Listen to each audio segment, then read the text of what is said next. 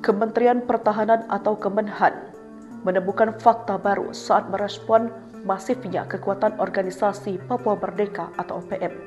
Celah batas negara menjadi cara ampuh bagi OPM untuk kabur usai kontak senjata dengan aparat keamanan. Terungkap dugaan adanya pihak asing yang turut membantu OPM dalam pelariannya melintasi batas negara tersebut.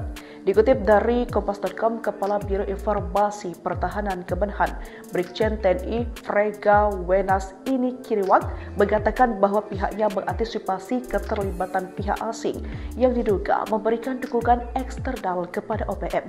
Ia membenarkan jika kondisi geografis Papua yang berbatasan langsung dengan Papua Nugini membuat celah gerombolan OPM untuk kabur ke luar negeri. Di sana ia mengatakan diduga hubungan kekerabatan sehingga memungkinkan terjadinya perlintasan batas negara.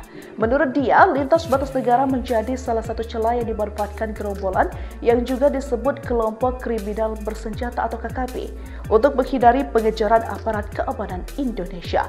Ketika terjadi kontak senjata, anggota KKB disebut kerap melarikan diri ke wilayah negara tetangga di mana aparat TNI tidak memiliki kewenangan hukum untuk masuk. Kemenhan juga menaruh perhatian terhadap potensi masuknya senjata dari luar negeri yang digunakan oleh KKB. Namun Frega menekankan bahwa penanganan isu Papua tidak bisa dilakukan hanya dengan pendekatan militer, melainkan perlu sinergi dengan pendekatan kesejahteraan dan sosial. Ia pun menambahkan Kemenhan mendukung penuh langkah pemerintah melalui pendekatan menyeluruh di Papua, termasuk dengan keterlibatan langsung Wakil Presiden dalam membentuk Satuan Tugas Pembangunan Papua.